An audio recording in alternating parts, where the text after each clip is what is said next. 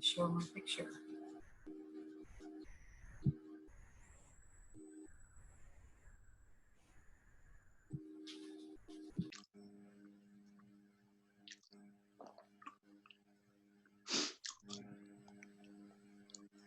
Hello, everyone. Hi, Neil. Hey, Neil. Hello. Neil. Looks like we could get some rain down this way here in a little bit. It's bright and sunny here. Beautiful sunny afternoon with a little bit of breeze. Nice day. It's looking ominous here. We've got pretty good wind, and we just had a thunderstorm move through. Ah, so that's why it's coming my way.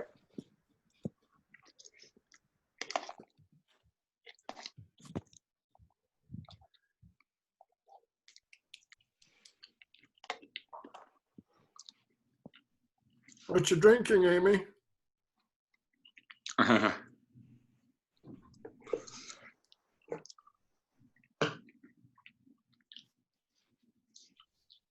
Coffee, of course. Ben. Coffee at night? Are you a morning coffee drinker too? Well, I have caffeine in my morning coffee, and this is decaf. Oh. Never gotten a coffee habit. Never have.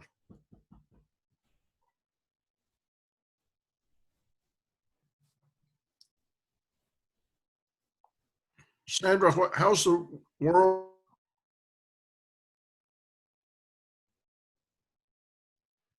So my apologies to everyone. The graduates are processing as we speak.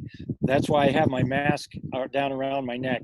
If a car goes by full of graduates, I may turn around and give you a glimpse of them, but I'll try to stay out of the way, and I'll keep muted so you're not hearing all the horns honking and everything else. Well, congratulations, Dan. Congratulations to those graduates. Absolutely. You finally made it out of elementary school, Dan, is that the case?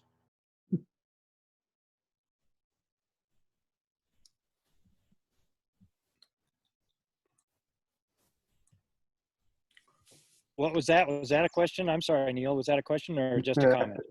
I think Clarence was wondering whether or not you just graduated elementary school or not. I did graduate from this elementary school, but it was in a previous era, you might. Nice. It wasn't earlier today?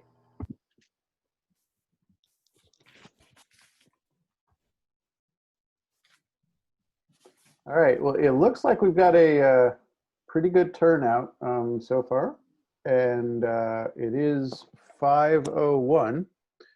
So I thought we should probably get going. First up, I do want to reorder a couple of things on the agenda this evening and add one topic, and it's just to make, I think, our collective lives a little bit easier. Just after review of the agenda, I just want to give Sue a moment to let us know about some changes for the annual conference that they're working on. And then the other thing that I'd like to do is toward the end of the agenda, you'll see that we have the VSBA Executive Director Evaluation and Executive Session.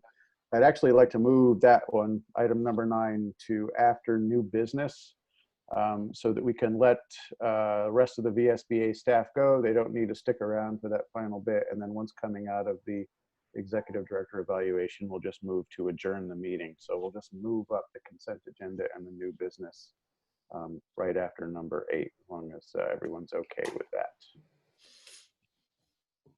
All right, seeing no opposition, then we will move into things. And Sue, if you wouldn't mind, give us an update on the annual conference. Absolutely. Before I get into that, just to give you a little context, I wanted to let you know that today Governor Scott announced at his press conference that the state fully expects schools to reopen this fall. The AOE and the Department of Health and several pre-K through 12 stakeholders have been working together on guidance to make sure that reopening schools is going to be done in a safe way. Joint guidance is going to be issued most likely next week by the AOE and the Department of Health. That's going to be focusing on the health and safety aspects of returning to school. The governor acknowledged in his press conference that school is going to look different than it did before COVID-19, and he also stated that there might be some legislative changes that are going to be needed, possibly to school calendar or attendance policies and maybe others. He also acknowledged that funding will be required to make this work, and we'll talk about that a little bit more later. During the legislative update, I'm going to provide you some information about the coronavirus relief funds and proposals for allocating a portion of those funds to school districts for this type of work. Moving into plans about the conference, the work of reopening schools in the fall is going to require a significant amount of time and focus for everybody in the educational world. And VSBA is well positioned to inform that work and provide meaningful resources. And that is what we'd like to do. And one significant way that we feel that can be done is to focus our conference on the reopening of schools and providing information that education leaders need around that topic in a timely manner. And in order to do that, we have pivoted and changed the dates of our conference from late October to July 21st and 22nd. And we know that's coming up quickly, but feel that it's really important to be able to get information that to leaders that they can use. Like every other conference during this time period, ours is going to be held remotely, and it will focus on innovative ideas and strategies that are essential as schools reopen, and which will allow school leaders to transform culture, learning, health, and safety in our schools. So all VSBA members will be receiving more information about the conference in the next week. Wanted to also let you know that the annual business meeting will still be held at the normal time in late October. We're making plans to hold that remotely as well because it's unknown right now what the level of restrictions will be in place at that time for in-person gatherings. I know Susan and Sandra have been working hard on some of the details of the conference. So Susan in particular, I think had said that she might be able to add some information here. Is there anything you'd like to add, Susan? Well, a couple of things. First of all, I have challenged connectivity right now, so if I lose you, I apologize. The biggest thing is what Sue said was exactly where we started with our thinking, and then last week, as you all know, nationally, there was a huge uprising and it permeated the entire world relative to systemic racism. And it seemed irresponsible for us to not also include some discussion of that at the conference because it's so fundamental. Education is such a fundamental part of that systemic racism, and it's a two-way street, both in terms of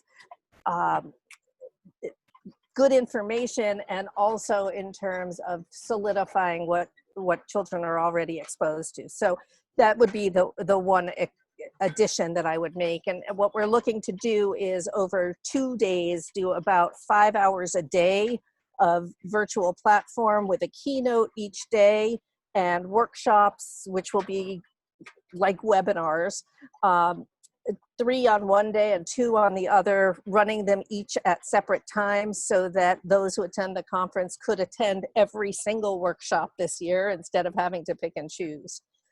So those would be the biggest differences I think that we will encounter. Sandra, you have anything to add? You did a great job covering it, Susan. Thanks.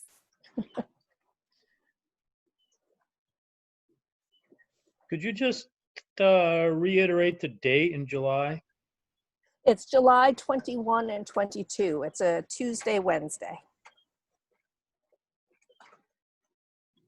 And I believe the 21st, Susan, starts sometime in the afternoon, and then the 22nd, it Right, starts in the thank morning. you. Yeah, 2 o'clock on the 21st through, I think the keynote, we're talking about 6 o'clock, 6 to 7, 7:30, something like that. And then beginning the following morning and being finished by 1 p.m.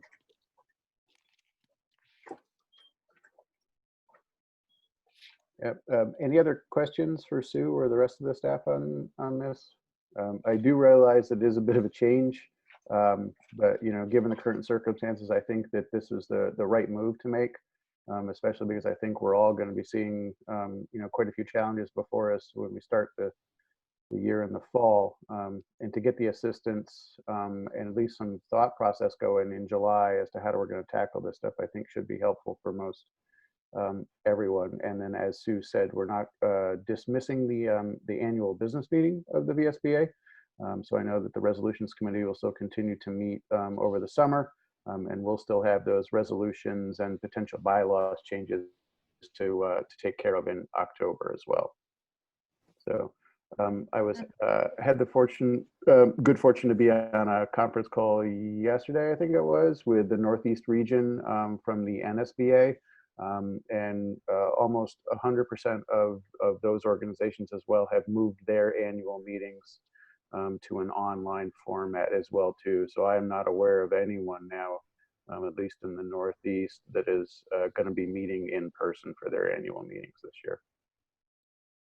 So it's all right. Yep, go ahead. I unmute? Okay. I raised my little blue hand. I wasn't sure if you could see that, Neil. I am just wondering if we are still charging and if we've thought yet about the structure of how that would go in this remote format. Obviously, we need to still pay for the keynote, but just sensitive to the fact that July is hard for anybody to be available, and wondering to what extent there may be an option to use the COVID or the PPP money to fill a gap if we were not to generate revenue off this conference. Well, we're looking at a couple of different things, Kim. We have not set yet what the price would look like. I think it's really at the core, the mission for both VSA and VSBA is to not lose money here. So we'll have the cost of the keynote and marginal other expenses, mailings and whatnot, but it will be minimal. And the other piece of it is that, of course, our membership is accustomed to getting all our webinars free. So now we're putting together a series of webinars, and we know we can't charge a lot of money for it. But we're thinking, we've been throwing around numbers like $25 for the entire program. So that's pretty minimal. And we're also looking at sponsorships in a different way than we've looked at them in the past. The sponsors contribute, a substantial portion to the overall revenue of the conference. And we're looking at broadening the scope of the sponsors. We're thinking about places like the Community Fund and others who have vested interest in making sure that our schools are open and operating safely, because it has economic implications for the rest of our economy, with parents needing to be able to go back to work, if the kids, the whole thing. It's a big picture thing. And so we're looking at individual sponsoring, having sponsors pay to sponsor individual portions of the program. So a particular topic webinar, for example, or a particular keynote, or the student performance, and give them an opportunity to have a couple of minutes to speak to the audience for that program prior to starting the content. So hopefully we'll be able to recoup some of the money that way. That's the plan. Thank you. That sounds awesome. Any other questions related to the meeting? All right, seeing none, then I'll move on to the quarterly financial report, including the PPP report. Kim, is that you or? Sorry. Oh my gosh. I just need to get to it. Got a few windows up here. I think among the highlights are in fact the pieces that are directly related to the PPP, and I know people have had a chance to take a look at the remainder of this. I believe as I glanced down through it, some of the COVID-related things, the public policy analysts working few hours now, but will likely be working hours in August, so some of those have shifted. The board development, as we all know as board members, we are treading water to stay afloat in some cases, and not necessarily able to focus in the same way we would have on board development. So understandably, that is a lower category for us right now. We've had less in the way of expenses for travel, of course. So there are some obvious things. And I think of most newest to us and maybe most interest is the PPP profit and loss as we look down through what we anticipate, I think, to be forgivable, which we're keeping track of that. And I think Carrie for figuring how best to do that so that we would have the information when we're in a position to be able to make certain we've maximized the opportunity for the forgiveness of the loan. Have I missed anything, or are there questions that folks have? The one thing I think that will be interesting to figure out from an accounting standpoint that's new tonight is that the conference will fall in this fiscal year. So that just sort of, put up a flag in my head for us to think about what impact that will have to the bottom line now and have for the coming year, since that had been a revenue generator. But again, that might lend itself to us being less concerned about it generating revenue necessarily. It's not even happening next year, so it's happening in this fiscal year. We just need to not forget that and plan for it. Right. As we budget. Any other thoughts or questions that I'm sure either Sue or Carrie could answer for you? I just had one sort of comment on the PPP, since I have another organization that we did the PPP. I think, Jim, with. you might still be on mute. Let's see. I can hear you. Oh no, you're not. I can hear him. Hear you. Okay. That might have been a me problem. I don't know. Okay. I've got a PPP for another organization, and just received yesterday or today an email from the bank, pointing out that because of the changes in legislation, apparently it's going to impact our PPP loan too, where the 8-week period may be longer now. So actually, our bank said that don't worry too much about getting your numbers into us immediately after the 8 weeks, because we'll be they're still trying to get the details from the Small Business Administration, but they said there's probably a lot more flexibility on the forgiveness paperwork. So that's that in the federal legislation, it extended it from like 8 to like 24 weeks or something. So it really could be a positive impact for us. So I just thought I'd throw that out. The SBA actually has, if anybody's interested, they have daily 1-hour sessions on the forgiveness thing. So if anybody's interested, shoot me an email and I'll give you the link to those sessions. Thanks so much, Jen. And you let us know if there's anything from those that we need to know, okay? Thanks, Jen. Any other questions? Do my best. Related to the financial reports? Yes, Neil, this is Clarence. I thought we switched back to a fiscal year that ended June 30 this year. Or was that not for the next year? This coming year. Coming year. Our next budget that we're preparing now to give to the board will be from September 1st to June 30th.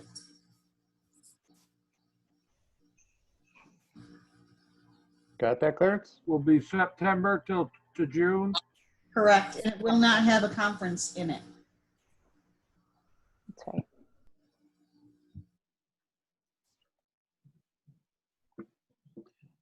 Anything else? But yeah, that it'll be I think we had been saying 9 months, but it'll actually be a 10-month budget. Any other questions on the financial report? All right. Moving on then to the weighting study request. So you should have seen in your packet a little memo from me. So just prior to our May meeting, Mark reached out and contacted me asking if we could, the board, could entertain a request to do what we can to, I think, move forward implementation related to the weighting study. Mark was even kind enough to craft a draft motion, something that we can, sink our teeth into and have a discussion about. Those information are in the packet. But I think what I'd like to do at this point is just Mark for a moment, if you want to just chime in and let us know what you're thinking, Mark.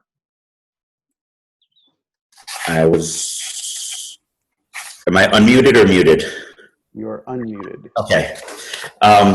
First of all, thank you for adding this to the agenda. I know the weighting study is something that's on everyone's mind, although it seems to have been put on the back burner for the most part. My concern is that with the pandemic and it having been put on the back burner, that we're going to lose a year. Basically, we're going to lose the ability to start implementation of the phased-in approach as S46 calls for in fiscal year 22, which would mean we wouldn't be able to start again until at least fiscal year 23. What I'd like to do, my general motion, is to ask the VSBA to send a letter to the relevant committees and Dan French requesting that they continue movement of S46. From a personal perspective, S46 is not what I would want to see, but it's what has been put in front of the Senate Ed Committee and seems to be a decent compromise. I would ask for everybody's support and asking the VSBA to encourage movement on it during this biennial. And Mark, just for clarification, does it matter, or I guess with your consideration, were you concerned about like a June approach to this? Because we know the legislature is looking at stuff now and then trying to wrap some stuff up and then come back in August. Is there a timing aspect of this that's important to you? To me, it's just in the biennial, and since they will be back in August and September, I don't see any problem with work being done then. I know that they have been doing a lot of non-COVID work of recent, so I think there is bandwidth available. Although considering their plan to go home the end of this month, I think that would probably be pressing it if we asked for something this month, but just in this biennial. So I'd like to open it up then for questions or comments from board members on this. Dan, Let me go ahead. second. Can I second the motion? We have a motion on the table. I was just going to ask. So I don't know that we actually have it on the table yet. So I mean, we can go one of two ways. If Mark, if you want to make the motion, then we can certainly discuss it. Otherwise, we can go around. We can capture the room here and see what folks' sentiments are really. I'll go ahead and make the motion. Do you want me to read the whole thing, or? Yeah, please. Okay. So I move that VSBA send a letter to the House Committee on Education, Senate Committee on Education, House Committee on Ways and Means, Senate Committee on Finance, and the Secretary of Education requesting passage of S46, an act relating to the recommendations in the Pupil Weighting Factors Report dated December 24th, 2019, that was commissioned under 2018 Acts and Resolves number 173, waiting report, during the current legislative session. Mark, would you be willing to email that exact wording to me? Absolutely. Thank you. Yep. And it was also in the packet. And I assume, Dan, are you going to second that motion? I do, yes. Second. So, second by Dan MacArthur. And now discussion. Don't everybody chime in at once.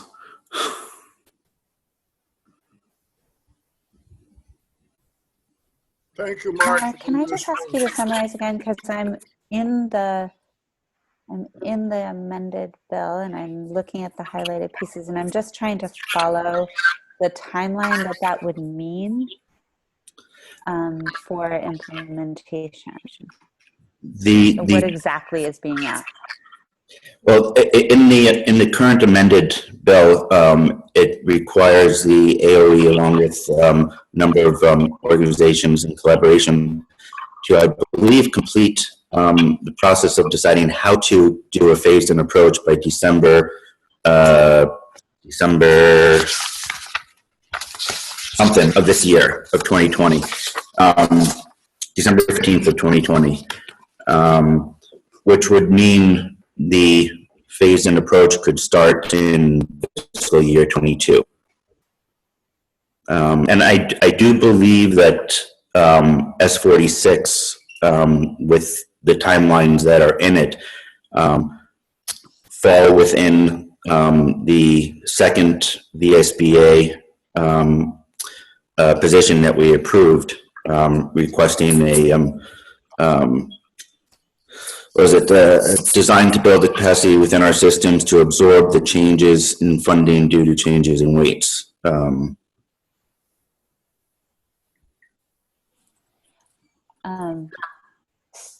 So it's not prescribing then what the schedule for implementation will be. It's saying that a plan will be made by the end of 2020. Is that correct? It specifies a 3-year implementation.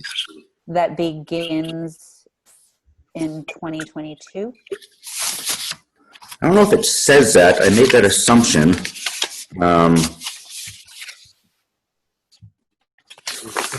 The timing, a bunch of things was supposed to happen December 1st, then December 15th. So that would be the plan. And during the first year of the 2021-22 biennium, the House and Senate will decide whether to take the recommendation, I think. Yeah, so it doesn't prescribe that it has to start in fiscal year 22. My concern is that, especially since it doesn't give that that specific date, that if they don't do something this biennium, we could be putting this off for years. And as it is, a phased-in approach is going to take time, 3 years.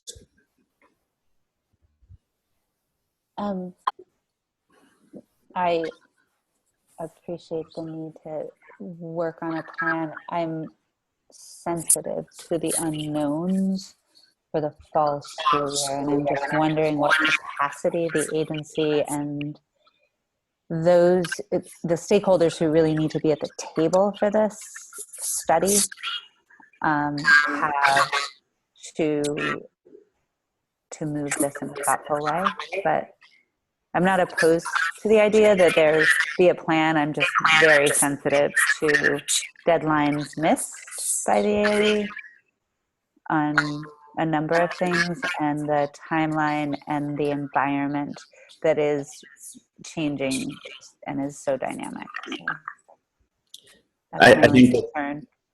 Yeah, I think I think those are very relevant comments. Things are changing, forget on a daily basis, on an hourly basis. But I don't think that that's a reason to put off something that is really important to the state as a whole, and definitely to a lot of districts. And I'm very sensitive to the fact that there are going to be, and I hate the term, but winners and losers in this. And that's why I think a phased approach does make sense. It avoids kind of the sticker shock while giving the legislative process time to determine what's going to be best for their constituents. But I want to see the process started. And that's really where this is coming from. I guess looking at what previous meeting, pretty consistent. A lot of feedback because somebody is not muted and it's hard to hear everybody.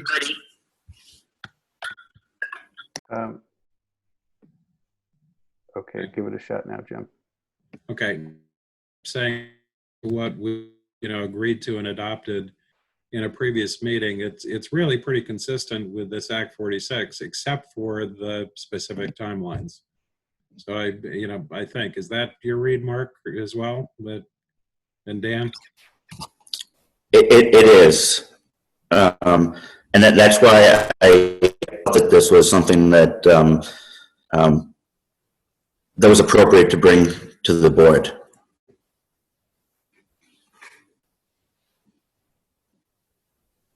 And I might say, if Kim, I just think I appreciate your concern for the agency, but I think that we as school board members and a school board association should base our decisions on what school boards need to see. And I think that Mark's motion is there's enough flexibility in it, and yet I feel like we need to come from the perspective of school board members and let the agency figure its own stuff out. Oh no, I wasn't at all necessarily super sympathetic to the fact that deadlines aren't being met. That's, I think, a frustration for all of us. I was more thinking about, for instance, the Act 73 advisory group that was working, which similarly included a number of stakeholders, a lot of the very same stakeholders that would be involved in this conversation, and the challenge in meeting deadlines in that group. So this is aspirational to me. And I think, no matter how one's district is going to be affected, to know that there's been thoughtful deliberation on a plan matters a lot to me. And I just want to believe that we have the capacity to do that versus something happening for simply the purpose of meeting a deadline. And I think it would be ideal in any other normal circumstance, even if the implementation wasn't going to start till 22 or 23. If we had a plan, all districts would know how to work towards that. Those who are going to be winners and those who are going to be losers would be doing multi-year planning for that purpose. And under any other circumstances, I would love to push for action. And I don't think I would push against us advocating for there being progress on a plan. I just worry that if the stakeholders can't commit energy and time to this, none of us will be any better off for the result. So that's my concern with the deadline. I guess the one sort of response I have for that is even in the law itself, in subsection C, it says major recommendation of the report are straightforward, referring to the weighting study. So I think that the quote unquote working group is already starting with the end result. It's working the schedule of getting to that end result. That requires some time. So capacity is a concern without a doubt, but I do believe that they are starting from a place where they will have the capacity to do it if the will is there.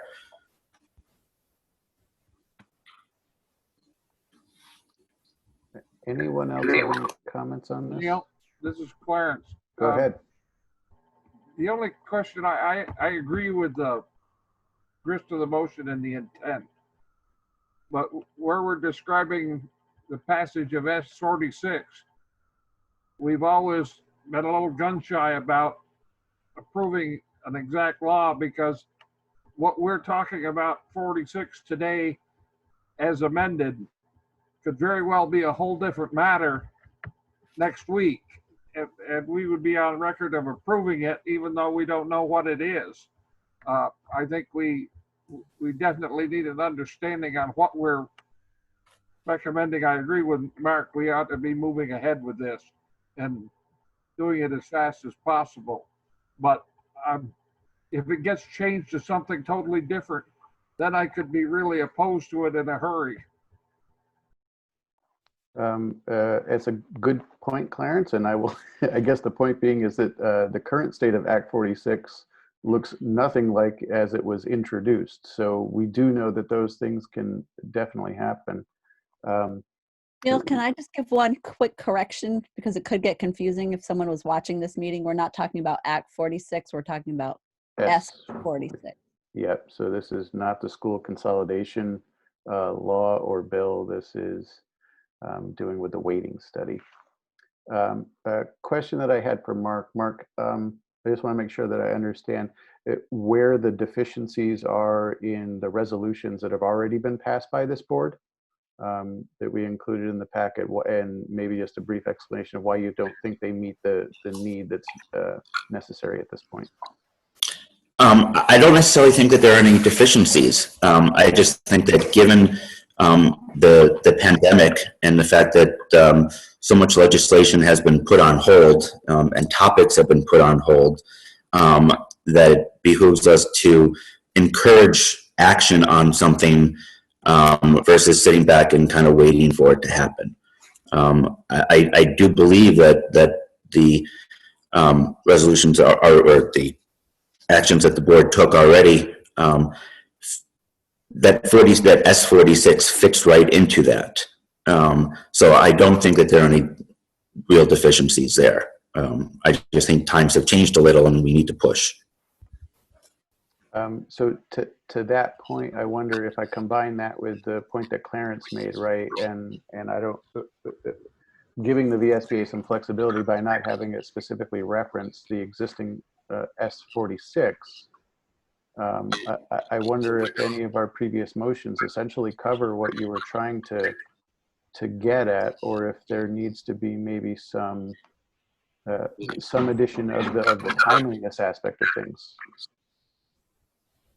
Am I making sense? You are, and I think that that's the very last part of my motion is to encourage action this legislative session, so this biennium, on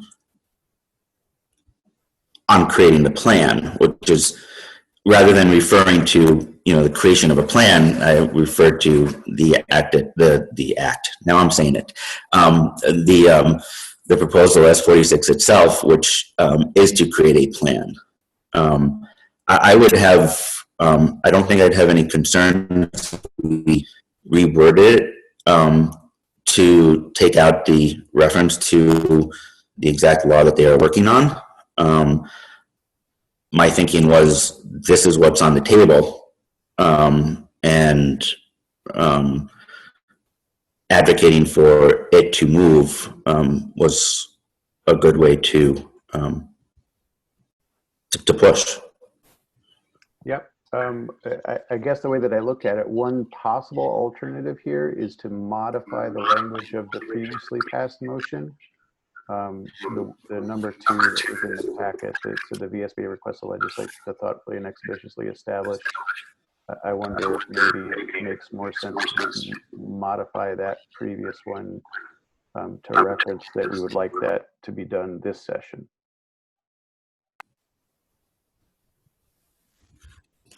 I'd be fine with that. I would ask that a letter be written to the committee chairs and the relative departments and AOE to encourage movement. And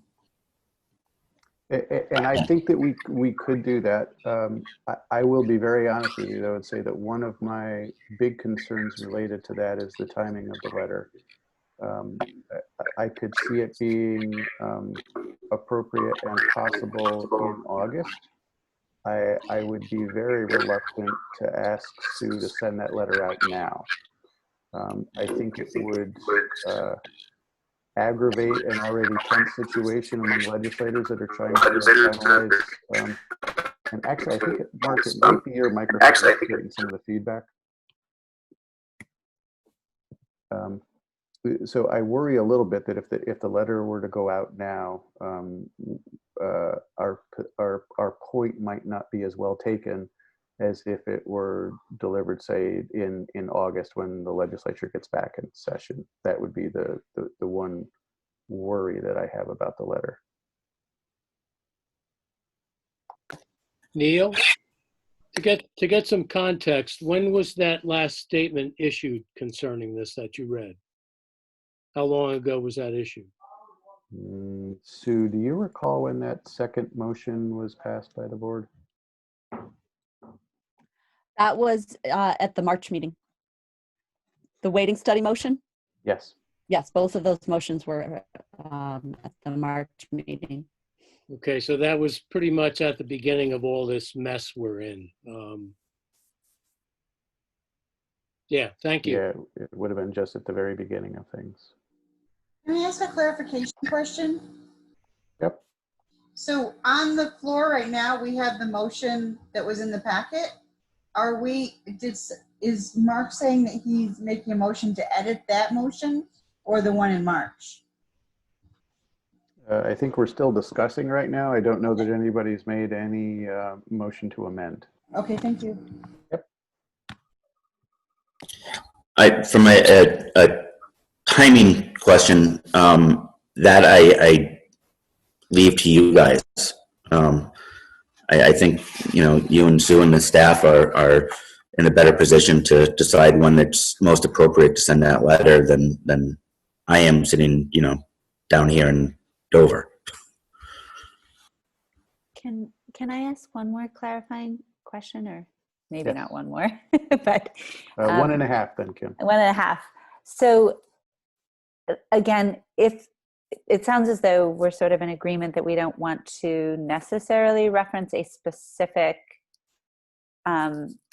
Senate bill in this necessarily, but rather that we advocate for the establishment of a plan. Does anywhere in anything that we're talking about proscribe the implementation? And I don't know if my concern is that who knows what's going to happen with the deficit? Who knows what's going to happen with anything right now? And if somewhere along the line our language is proscribing a schedule versus proscribing the requirement to establish a plan, I'm thinking about the movement on the date of Act 173. I think that we wouldn't want to presume to necessarily know what the plan would look like yet. I understand what the ultimate outcome in how that would shift, but I don't think we know, sort of like the census-based funding, they made a shift in implementation on that. And I think given the environment we're sitting in right now, a schedule of when the implementation happens isn't what I could necessarily support, but I can absolutely support that there be work happening towards the establishment of a plan. And I, again, would have caution about us saying when a date certain by which that needs to happen. I appreciate, Mark, your biennium issue. I know that is so tricky, but if they're not going to get to this they're not going to create the plan in August, and if they're going to need stakeholders that are going to change in November to be part of this conversation, the reality of that happening by December doesn't strike me that it offers enough time for it to be thoughtfully considered. That's my worry. I had just sort of one sort of dumb question time. My recollection, I've been on a couple of Tammy Colby's presentations, and she's very good. I recall at one, and I don't know whether I'm misunderstanding or not, that on the implementation front, her who's so steeped in the details and all, she said the implementation isn't quite as easy as, like 1/3, 1/3, 1/3. It's a lot more complicated, and you could create issues if you don't, come up with the right plan towards implementation. So to some extent, I'm just kind of wondering, that I still think, the general timing that we're talking about, even in Act 46 or pushing in general, I think, we should be pushing for this to move forward. But I was wondering whether we should also be considering a suggestion that the legislature, get the legislature and the board and the Agency of Education get additional support from the people who wrote the study in designing the implementation program plan. So Neil, as the person who made the second for the motion, here's my suggestion that I think we could condense a lot of this conversation into a couple of issues. Mark, if you would be willing to change the motion so that it either doesn't refer to Senate S46 or it refers to S46 in its iteration as of today, and that the letters that are being asked to be sent would not be sent until August. Then that would remove the concern that we'd be irritating them and further muddying current waters, and also would make sure that if S46 changes a whole bunch, that we're not on record as supporting that. And I don't believe that the motion has any proscription for actual time of implementation. I don't believe so. It's if I recollect it right, it's saying we've got to keep moving forward. So I don't think that's a major issue. But if you'd be willing to just make those two changes, I would. My second would go along with that. I'd be happy to make those two changes. I think that Kim, your timeline sort of question, I think my answer differs with us sending the letter in August than us sending the letter now. And I definitely would see, I think I would see a December 15th completion date for this work group. It's probably a little too short at that point. But I think I would leave it to the legislature to adjust that date based on the testimony that they take from the relevant organizations and from Dan French about what their capacity is. I don't nowhere in what I'm thinking, or I think in what the VSBA does it would say take this proposal as it is word for word and pass it. That would be my comment on that. And if it would make people more comfortable, I will make those. I absolutely will make those two changes that Dan recommends, and I think that they make sense. I had not thought about the issue of putting a specific proposal, Senate proposal in there. I'm new here, so I'm still learning, and that's something for me to learn.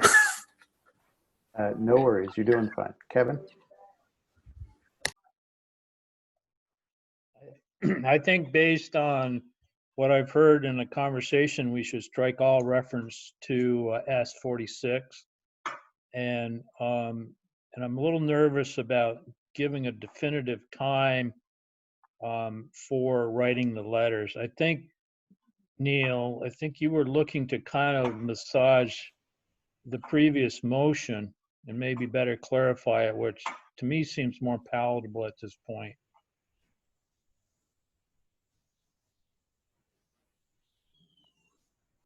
Any other comments? I wonder, what if we were to add a third bullet that requests that the VSBA advocate for the establishment of a working group before the end of this biennium, so that group is at least established and charged?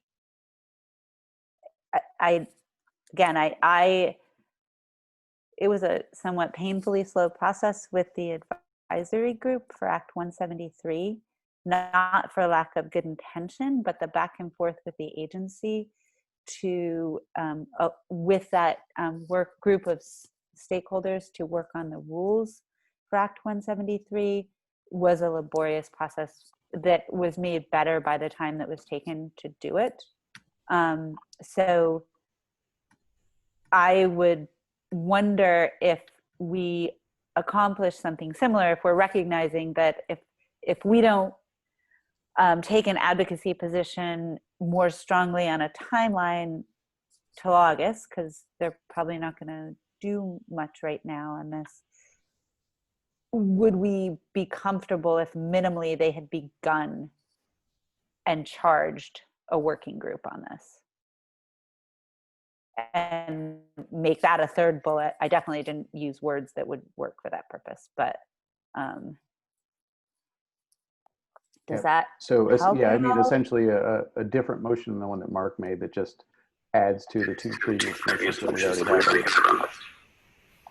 have. I guess because if we're going to take reference to the particular bill out, then we don't know what that's going to end up looking like. And the most important piece of what we want to see happen is that they've made some movement in having a working group establish an implementation plan.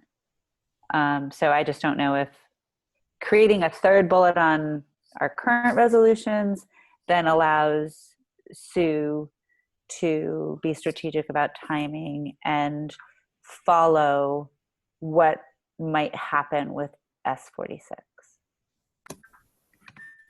I think a lot of people are going to think that deadline is going to be unrealistic, and I would worry that it would fail just because of a December 15th deadline, 2020, when we're just getting news that kids can go back to school, but it's probably going to follow weird rules, and I think that's going to consume the agency's attention right now. What if changed it to, instead of requesting passage of S46, is requesting passage of legislation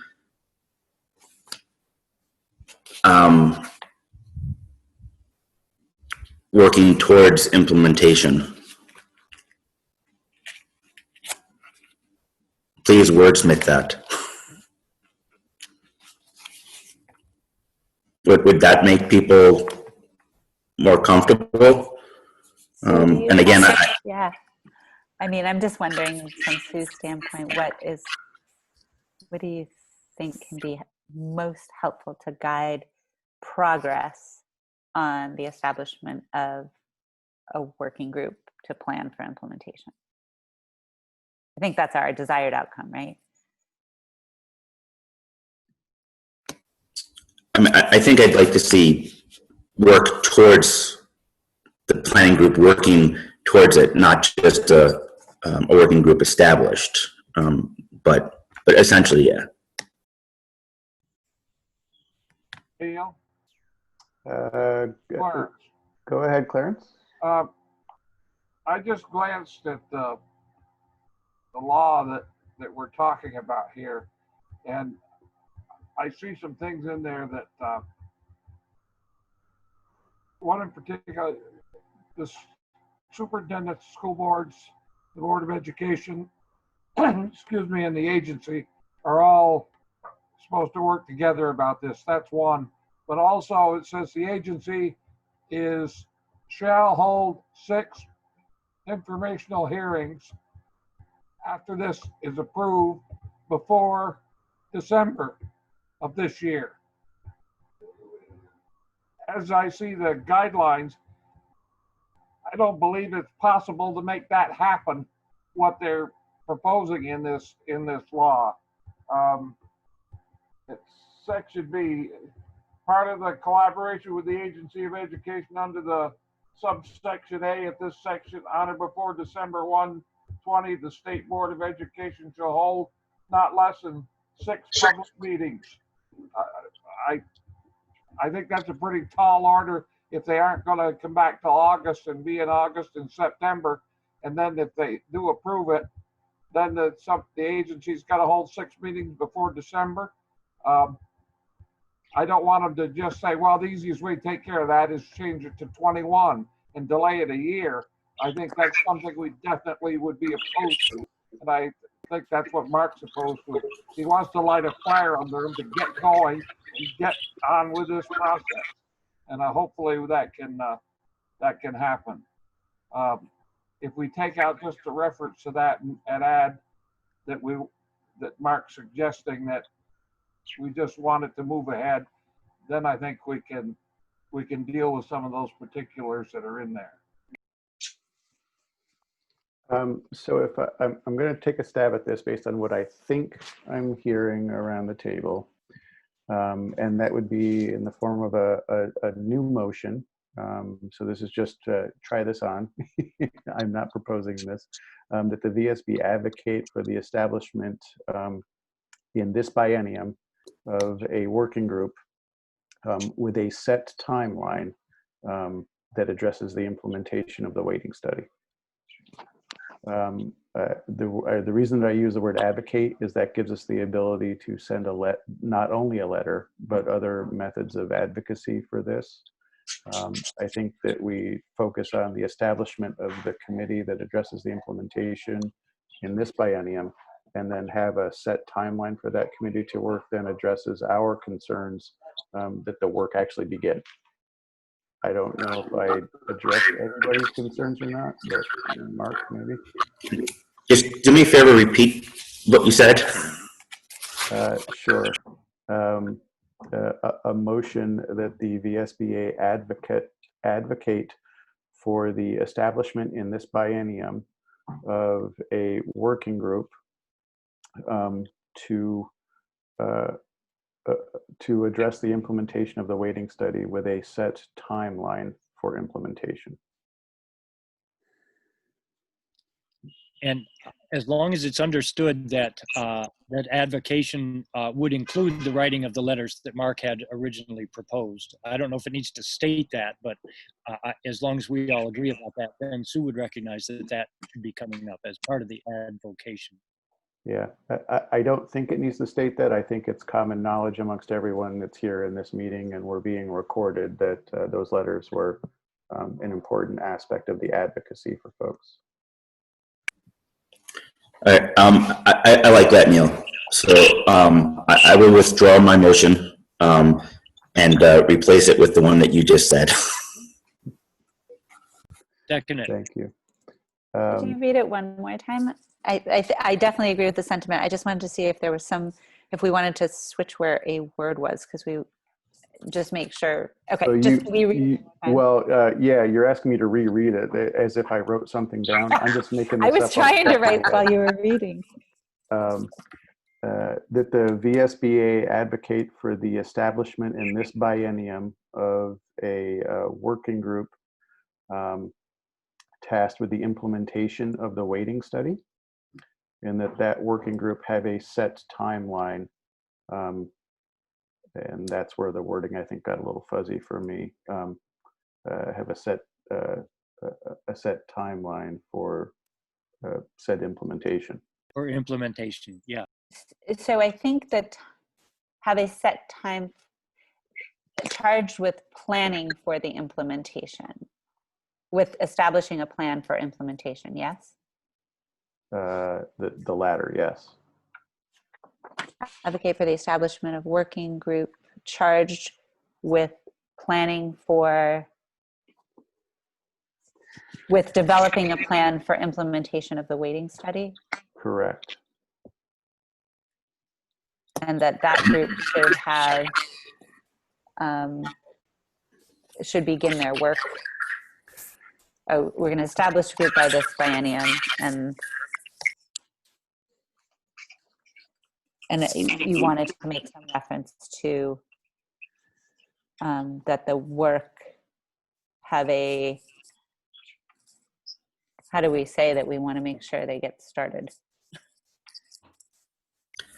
I'd say with a set implementation schedule. But I would add one other thing, that not just say that implementation of the weighting study, but implementation findings, the weighting study findings. Recommendations. Recommendations. That works.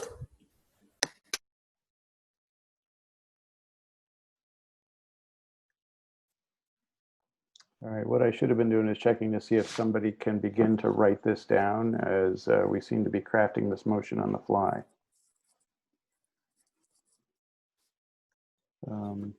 I think Sue was writing. I am writing. I'm just really not quite sure if I captured it all, but I'll try to tell you what I have so far. I have VSBA advocates for the establishment in this biennium of a working group charged with developing a plan for implementation of the weighting study with a set timeline for implementation. Not sure if I captured everything. Just add one word, Sue. Implement, I'm sorry, weighting study recommendations. Add the word recommendations there, and then I think we're close. For implement ways recommendations. Okay. Sue, I think you've hit it. Go ahead. I took notes too. The only question I have is for the set timeline. Is that a reference back to the work of the working group or the advisory group, or is that because the recommendations in the study say a 3-year implementation? So we really want to make sure that it's clear to whomever that the working group has a timeline, right? That's what we meant, right?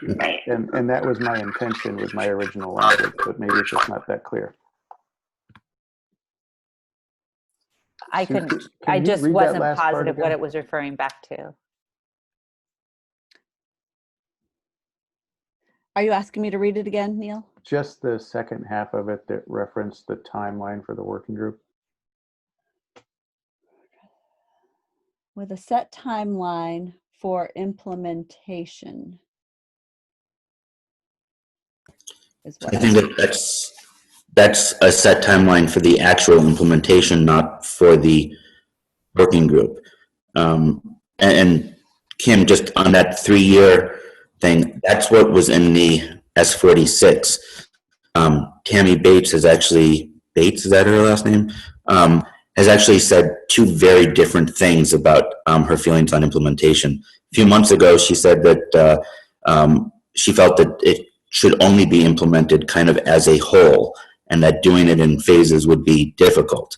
In the webinar that VSBA put on a few days ago, she kind of changed and was, I won't say advocating for a phased-in approach, but didn't appear to be against a phased-in approach anymore. I think, and I've heard her do the presentation several times, what I took her to mean by saying taken as a whole was that you can't pick and choose which pieces of the weighting you want to do. You can't, the small schools grant and the rural piece of it, or I'm not going to get the terminology right, but I understood her presentation to be, and I've listened to, I think most of them, because she's presented at a few of the boards. That's what I understood, versus in earlier ones, I hadn't heard her really speak to the idea of implementation so much as you can't pick and choose. This isn't a menu. The formula only works if all pieces of it are working together, because if you start taking just this piece or just that piece, you don't get back to the whole on the number of students we have.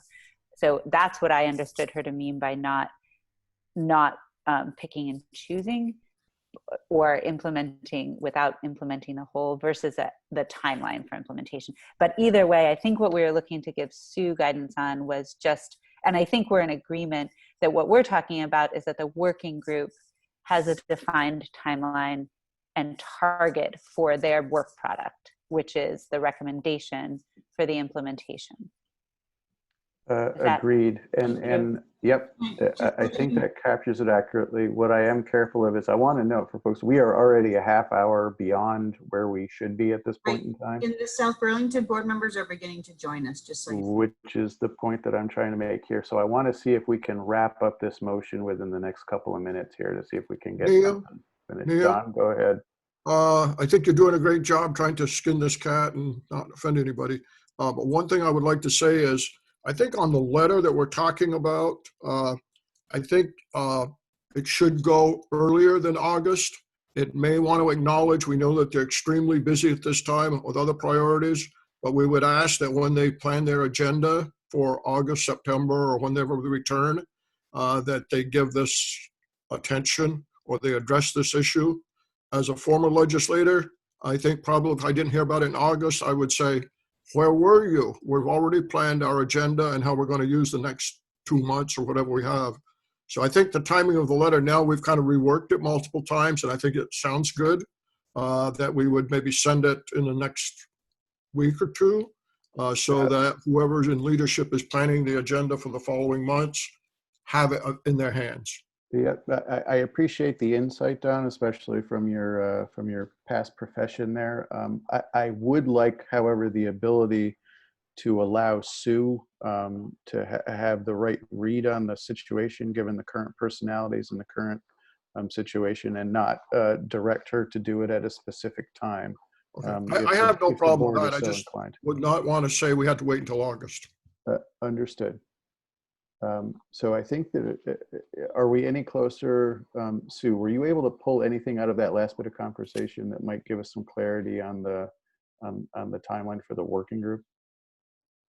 No, I don't think, I didn't add anything to the language. Can you just read the last bit again? I think if we just change literally a couple of words, we can get it to refer back to the timeline for producing a plan, something like that, that they have a specific timeline for producing a plan. Okay, do you want me to tell you what I have so far? Instead of for implementation. Yeah. Okay. Yeah, and you can tell me any of you can tell me if you want to change any of these words. VSBA advocates for the establishment in this biennium of a working group to address implementation of the weighting study recommendations with a set timeline for implementation. How about with a set timeline for the creation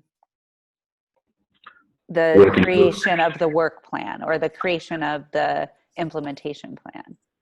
I was going to say for the working group product. Perfect. Any of that. Just so we know, we're giving Sue enough to know what we mean.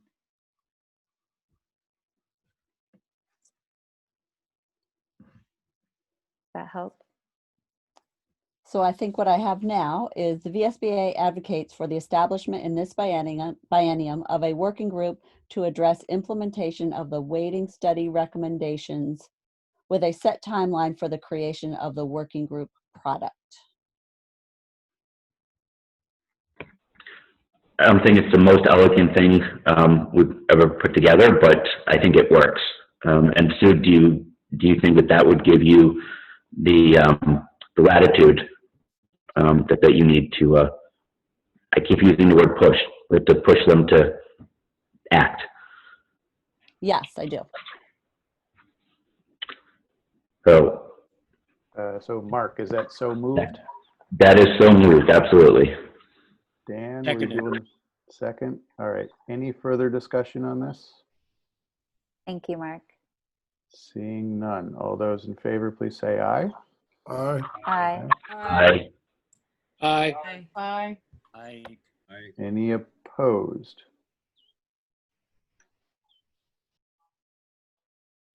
The ayes have it. It has passed. I just want to say thank you to everybody. Collaborative motion there, and I really appreciate it. Thank you. Thanks, Mark.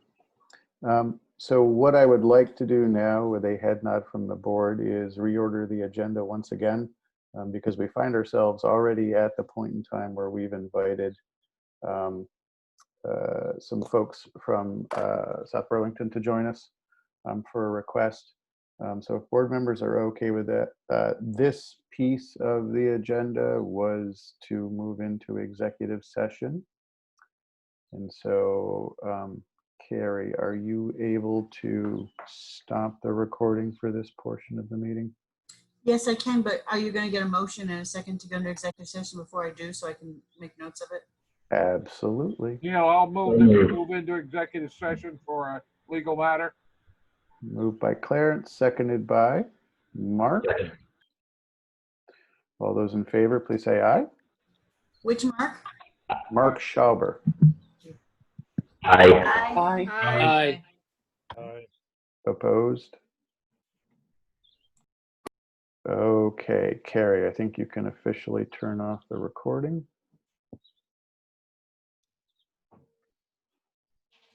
Okay. And it looks like we're recording. I'm back. Okay, and the recording has started, Carrie? Yes, sir. Okay, so if I've got a board member willing to make a motion. I'll make a motion to approve the recommended resolution as stated in the chat. I think what would be best for those folks that are watching and don't have the ability to see the chat window, if you could actually just read it, that would be great. So make a motion that the VSBA staff prepare and file on behalf of the VSBA board a memorandum with the Office of the Vermont Attorney General outlining VSBA's position against the applicability of 17 VSA section 2970 to school boards who are acting in compliance with 16 VSA section 563.23 and otherwise provide support to the South Burlington School Board as appropriate on this topic. Thank you. Do I have a second? Second, Kim. Seconded by Kim. Any discussion? All those in favor, please say aye. Aye. Aye. Aye. Any opposed? No. Motion passes. David, Elizabeth, Colin, thank you so much for coming to our meeting this evening. Thank you all, and have a good evening. Appreciate your time. Best of luck. You're all good to talk to you.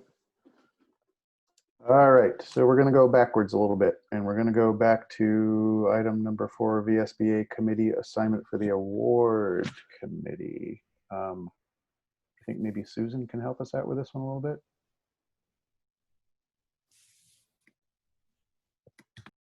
If Susan can't, I can. Okay. She may not have gotten my text yet that you're back in open session. I think she was not involved. Oh, I got it. I got it. Okay. Thank you.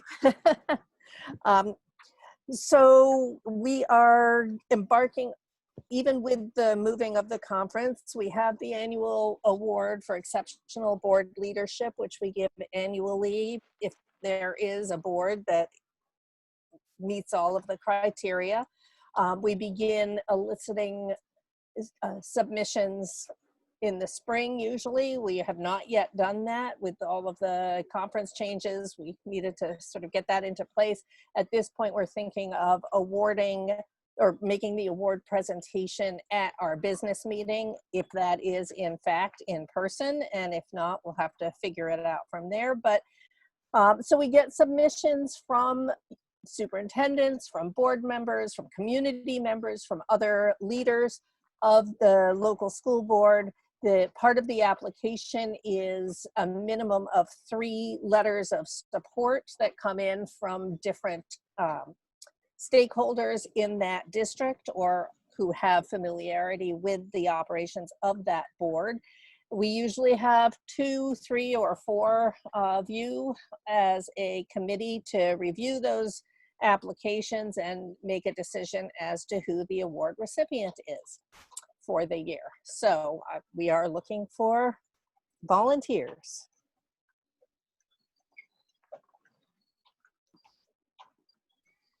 I'll bite. This is Adrian. Thank you, Adrian. Sure. And we tend to do this by conference call anyway. I'll volunteer too. This is Nancy. I'll Nancy, is that volunteer, a Susan, volunteer? depending how many you need. There's really no limit.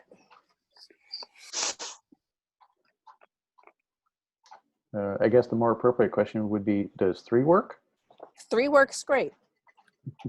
So I have Why don't- Adrian, Nancy, and Dawn. Yes. Any others? This is a low time commitment, low intensity assignment. Low pay. Well, yeah, that goes It without looks, I think it looks great on your resume, though. That's Oh, right. yeah. That's what it is. Thank you, Adrian. Okay. Adrian's going to be the If any chair. of you, if any of you decide at a later date that this sounds like something you'd be interested in, please just let me know. I'll be getting the information ready shortly to send out to start boards thinking about submissions, and I will be in touch with the 3 of you. Thank you very much. And before you go away, Susan, or maybe there's somebody else that will be informing us on the member engagement committee report. Actually, we have a chair now, so Amy has got that one all lined up. Awesome. You got it, Amy. Okay, and I think I even unmuted myself. So we've had 3 meetings. I have attended 2 of them. We did, there was a survey that was designed to go out to all school board members to see how they view the services of VSBA, how they hear about services, if they've ever used services, attended webinars, etc. And what we're asking is, I believe it got sent out today in an email right before the meeting. Yeah. If people could look at that survey and we could get it approved to send out. And in the next week, we as the engagement committee will create a little video introducing the survey and send it out to all of the school boards across the state. And you would like Neil, is this, feedback via email, Amy?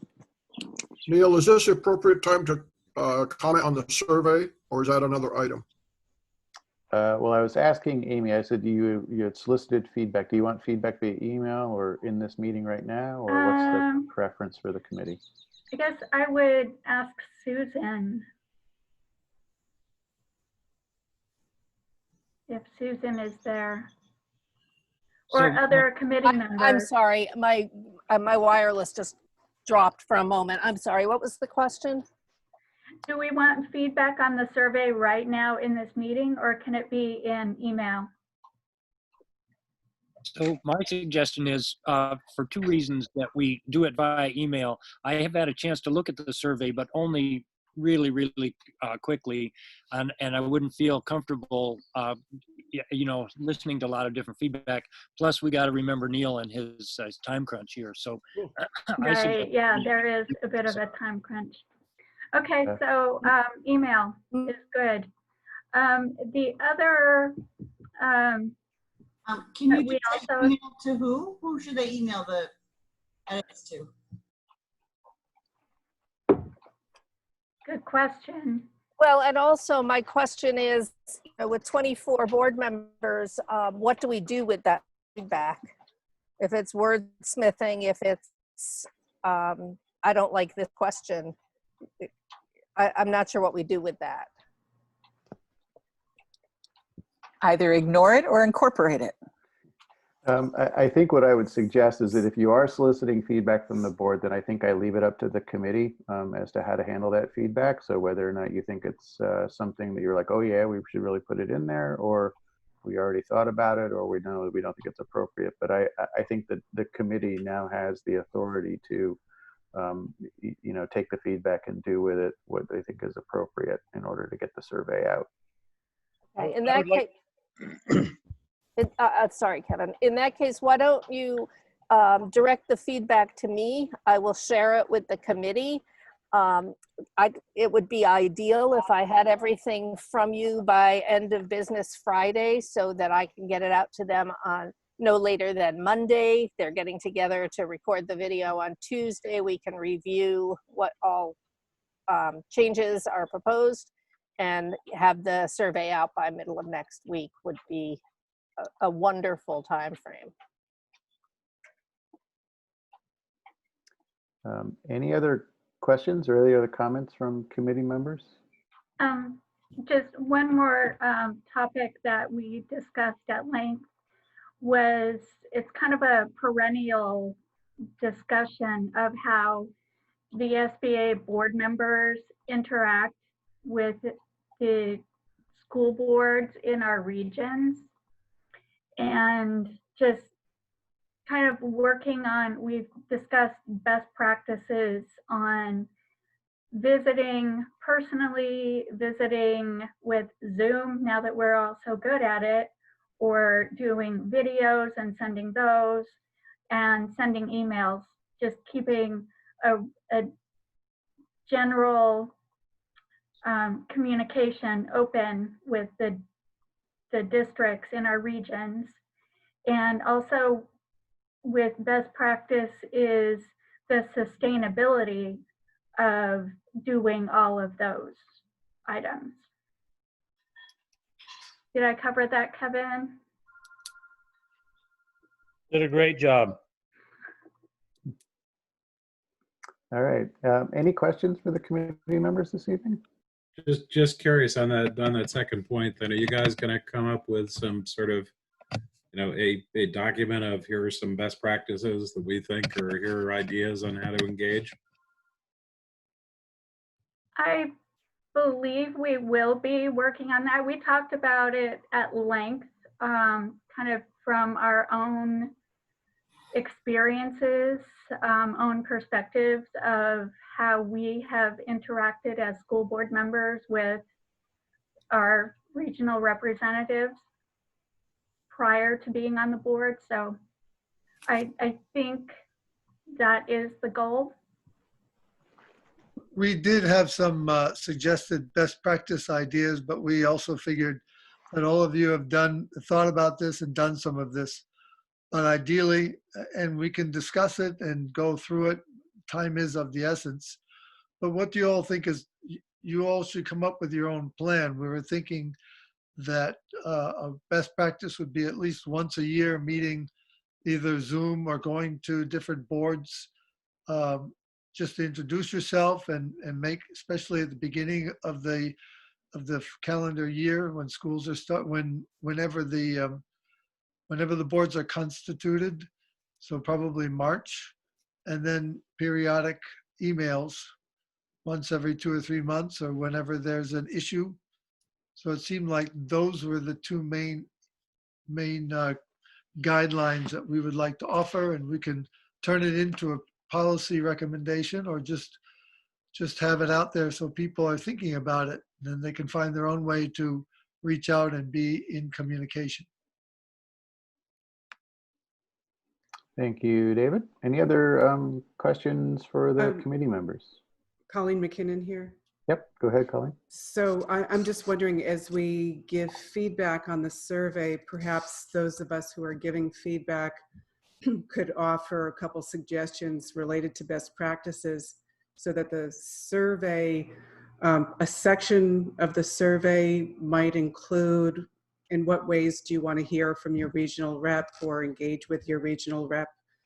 I don't know if your committee talked about that, but if you're looking for some ideas, that might be a way to collect ideas from all of us who are giving feedback, and then maybe you could make a few questions that connect to that, you know, one question with maybe a few bullets or something. So we would know from those who completed the survey what they are looking for engagement.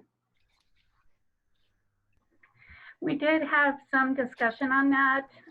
There is one question about how people prefer to be notified. So, so maybe that covers it. That was question 12 on the survey when you get a chance to look at it. Okay, thank And you. we also ask what methods of communication and what services have you already used, so we get a sense of that as well. Okay. The All barn. right. Thank you. Perfect. All right. Thanks so much to that committee. I think you've been doing some great work, and we appreciate the effort that's been spent on that. Moving on to the legislative update. Thanks, Neil. I will provide just a very quick update, and then Sandra's going to let you know sort of the time schedule that we think they're working on, which seems to be adjusted pretty regularly, so it's just as good as the information that we have today. But we issued a legislative report yesterday, so you can get the full information by reviewing the legislative report. Just wanted to let you know about a couple of key things. The House passed H959 1 week ago, and that is the yield bill. It's an important bill because it sets the yields for the tax rates. And this year they've set them in a manner that is consistent with the budgets that were passed by school districts prior to the onset of COVID-19. The House Ways and Means Committee made a decision that they did not want to balance the ed fund, which has a deficit mainly because of a drop in consumption taxes. They did not want to balance that on the backs of property taxpayers. So with the way that they have set the yields in that bill, the average homestead tax rate increase statewide would be a 3-cent increase from $1.51 to $1.54 for those paying based on income. The income percentage increases from 2.47% to 2.51%, and the non-homestead rate increases from $1.59 to $1.63. The bill received very strong support in the House and is now located in the Senate Finance Committee. And it also includes provisions to address any deficit in the ed fund caused by COVID-19. It allows the use of federal funds to the greatest extent possible, applying reversions, drawing down the stabilization reserve, using other sources of revenue, reducing costs, borrowing pursuant to Section 3 of the Act, and using any other source of funding, including making appropriations from the general fund or other funds. Just to give you a very quick update on the status of the education fund, JFO reported yesterday that the previously reported $156 million projected deficit is now projected to be $106 million. So it has gone down by about $50 million due to better revenue than expected. So that is some good news. New revenue forecasts are better than anticipated for both FY20 and FY21. And then the last thing I wanted to let you know about is that most of the time that's being spent in the legislature currently revolves around the coronavirus relief funds and how those are going to be distributed. And there's basically 3 pots of money. There's the large pot of money, the coronavirus relief funds of $1.25 billion that is coming to the state of Vermont. Its uses are not very flexible, and it has to be used by the end of December of this year. And then there is the ESSER funds, Elementary and Secondary Education Emergency Relief Funds. That's approximately $31 million. The uses for that are much more flexible. And then the third fund is the Governor's Emergency Education Relief Fund. The short name for that is the GEAR Fund, and that's $4.5 million. And that is really discretionary with the Agency of Education to provide emergency support through grants for school districts that the AOE deems to have most been significantly affected for COVID-19. And it also allows emergency support through grants for higher ed institutions. Today, the House Education Committee focused on some of the coronavirus relief funds. They've been sort of divided up by the leadership of the House and Senate into Tier 1 and Tier 2. And so they're focusing right now on what they call Tier 1. Tier 2 is money that they're sort of holding back in case the rules for use of the funds become more flexible. There's been some talk that that may happen at the federal level, so they're holding back some of the funds for that purpose, thinking that they may be able to use them to fill the deficit in the ed fund and other things like that if it becomes more flexible. So right now what the House Ed Committee was talking about today is appropriating $25 million to the Agency of Education in fiscal year 2020 to reimburse fiscal year 2020 coronavirus costs incurred by school districts. That would be a reimbursement model. And then 20 million appropriated to the AOE in fiscal year 21 to provide grants to supervisory unions and school districts to assist with coronavirus costs incurred by them during FY21. They're also considering, but waiting on, a $45 million grant that would be for the purpose of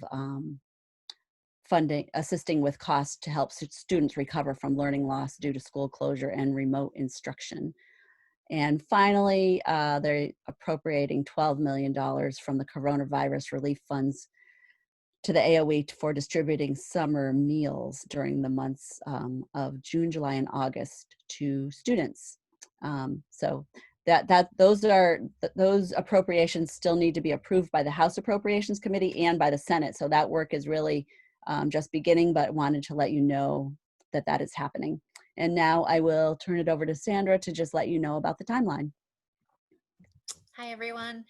So generally, the legislature would have concluded by now, about 3 weeks ago, but they're still working strong, and they have resumed work on issues other than COVID-19 at this point. Right now, they're working to finalize a phase 1 budget, is what they're calling it. They used to call it a skinny budget. Now it's being called a phase 1 budget, and that would fund the first few months of FY21. And then they are hoping to recess at that point and return in August to address spending for the remainder of the year. Sue and I have heard nothing definitive, but little notes within committee conversations that perhaps by the 19th, but perhaps by the end of June would be their hope to be wrapping up. So it looks like the month of July, we might not have the legislature in session, but other than that, we're still very, very much involved in following what's going on at the State House.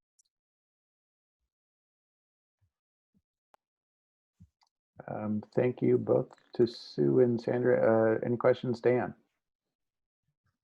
Back to the yield just for a sec, Sue. It sounds like the yield on residential only went up by a few pennies. The excess spending penalty threshold, it goes up as a proportion of the yield. Is that correct? So it also will only go up a small amount. Am I wrong about that? I could check with Paul on that, but I wonder if you know that. I don't know the answer to that, Dan, off the top of my head, but I can certainly check for that for you. I think I would need to look at current law. I don't think there's anything in the bill about the excess spending threshold. Thanks. Any other questions for Sue or Sandra? All right. Seeing none, then we'll move on to the strategic plan monitoring report. It's in the packet, obviously. Anything that you'd like to point out to board members? I don't have anything specific, I guess, in the interest of time, other than to say that it shows how busy we've all been, and commend the staff again for all their hard work and flexibility working in this very challenging time period. Any board members have any questions on the monitoring report?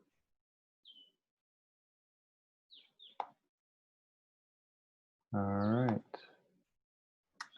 Seeing none then, what I would like to do, as we had mentioned before, is I'm going to move the executive director evaluation to the very end of the meeting. So then next up would be consent agenda and the main minutes.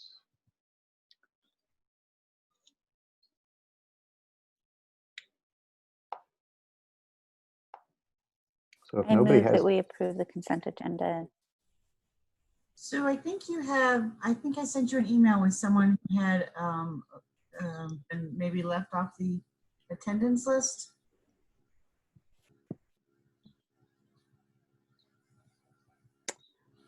I'd have to look, Carrie. I don't remember that. Was it Mark, not Mark Schauber, but Mark Nielsen? Let me look real quick.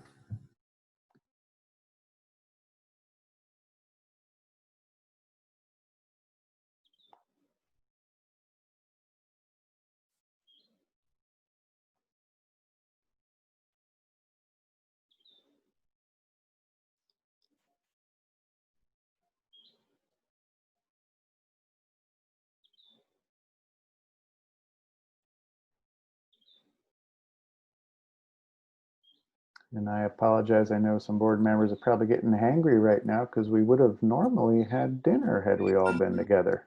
Yes, it's Mark Nielsen. He said one change from last month's meeting minutes. I have that he dialed in and I didn't, it just showed his phone number, so I didn't know it was him. So I can add him to the minutes as an edit. Yep. Okay. So I believe we had a motion from Kim for the consent agenda. Do we have a second? Second by Adrian Raymond. All those in favor of the consent agenda, please say aye. Aye. Aye. Aye. Aye. Any opposed? Any abstentions? All right, consent agenda passes. Any items of new business that board members would like us to plan for a future meeting? Could we maybe have a conversation on the school opening protocols? Just a quick sort of, so that we could all hear what each other is doing. We may, although Adrian, if you missed, I missed the first part of the meeting. So you missed Yes. the beautiful part here, right? So the we're part where moving. everyone went, what? No. This is good news. The proposal that we've got is we're going to move the annual conference to a virtual conference on July 21st and 22nd. And a series of topics covering return to school in the fall. Perfect. So equity as well too. So those two topics to be covered through a series of online seminars and keynotes happening on the afternoon of July 21st and the morning of July 22nd.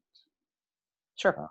Thank you. And then just to remind board members, that does not mean that we're not going to have the annual business meeting. That will still actually occur in October, so that we handle resolutions and bylaws changes. All right. So if there are not any other items for new business, then what I'd like to do, Carrie, is can you make me the presenter in the Zoom meeting so that when you leave, we don't all drop? Sure. And that also would. Exactly. I'm going to stop the recording and yes, make you the presenter. Okay. And that will allow me to share my screen. Great. Actually, let me get a motion to go Yes. into executive session first. I make a motion to go into executive session. Thank Okay, you. purpose of the executive session. For the discussion of the executive director's evaluation. Yes. Okay, who was it? I'm sorry, I wasn't looking at my screen when you said it. Please say your name when you make a motion. Sorry, Nancy Russell. Thank you. And seconded by Adrian Raymond. Thank you. Nancy Russell. All those in favor, please say aye. Aye. Aye. Aye. Opposed? Okay, Carrie, I'd like to enter executive session. Awesome. So let me stop the recording.